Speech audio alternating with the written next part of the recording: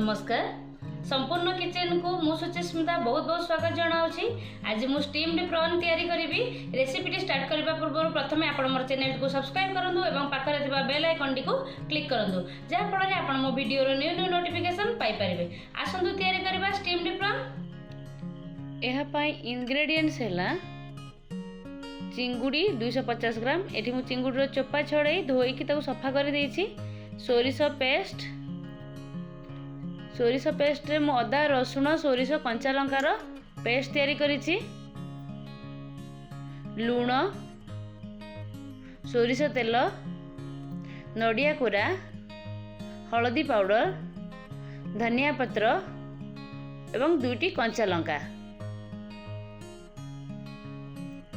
चिंगुड़ी को मुझे अध घंटे पूर्व मैरिनेट कर मिनिमम अध घंटे ताको मैरिनेट कर रखा दरकार। एथिरे मु लूण हलदी तेल एवं किछि दही मिसाई ताको मैरिनेट कर रही।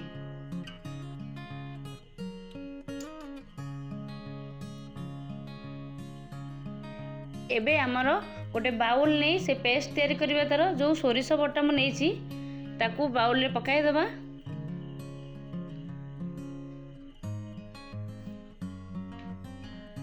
सेथिरे स्वाद अनुसार लूण दे दबा और किछि हलदी पाउडर मध्य दे दबा। सबको भल भाव में मिसाई नबा। लूण हलदी सोरिष पेस्ट सांगे जेमती मिसी जीवो सेही भली भाव में मिसाई नबा। एबे गोटे एयर टाइट टिफिन नबा।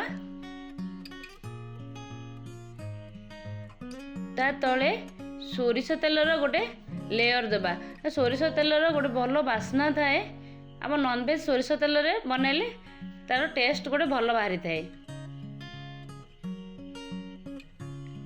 तापर भी जो पेस्ट कर नहीं से पेस्ट को मध्य गोटे लेयर दे देबा सोरिष तेल उपरे।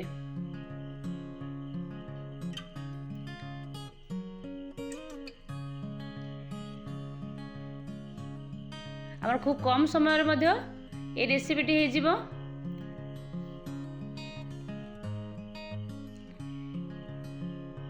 एबे ता ऊपर आमे जो मैरिनेट कर रखी थिले चिंगुड़ी ताकू भी नहीं जिबा। मुझे मीडियम साइज रो चिंगुड़ी नहीं आपण चाहिए आ टिके बड़ साइज रो भी नहीं पारिबे।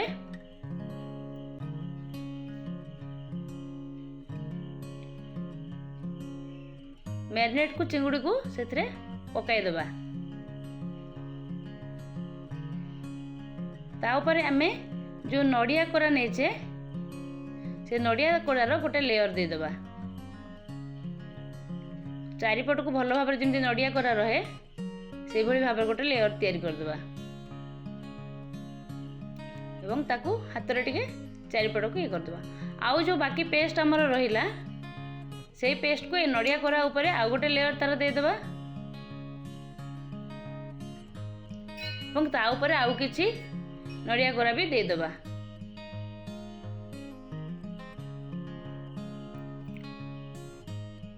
नडिया कोरा ऊपर जो कंचा लंका नहीं थिले कंचा लंका को पकाई ता ऊपर धनिया पत्र पकाई दबा।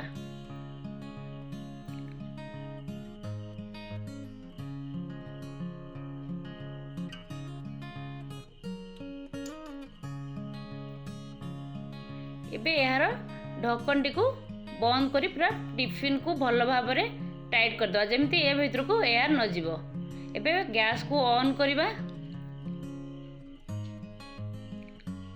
गैस हमर ऑन हो सारा परे प्रेशर कुकर रे हमें किछि पानी दे दबा। ता तळे किछि पानी दे दबा। पाखा पाखी गोटे कप पानी मु नै छिठी।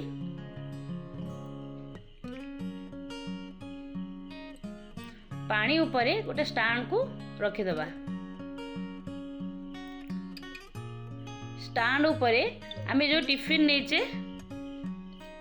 ताकू तार सेंटर रे जेमती रहिबो स्टैंड रो सेमिति रखी दबा। टिफिन टी को ठीक करिकी एबे ता ऊपर गोटे हेमदस्ता पुआ रखी दबा। आपण चाहिले आउ जे कोनोसी हेवी जिंस भी ता ऊपर रखी पारिबे। एबे प्रेशर कुकर रो ढक्कन टी को बंद कर दबा। 2टी सीटी आसिला परे प्रेशर कुकर गैस रिलीज होबा पय आमे ताको छाडी दबा।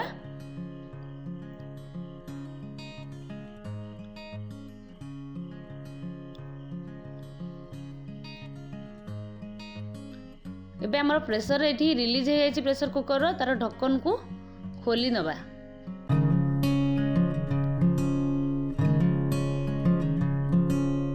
से हेमदस्ता पुआटी ता ऊपर काढ़ी आम टिफिन को गोटे कपड़ा साहाय्य काढ़ी नवा, कारण टिफिन बहुत गरम थी ये समय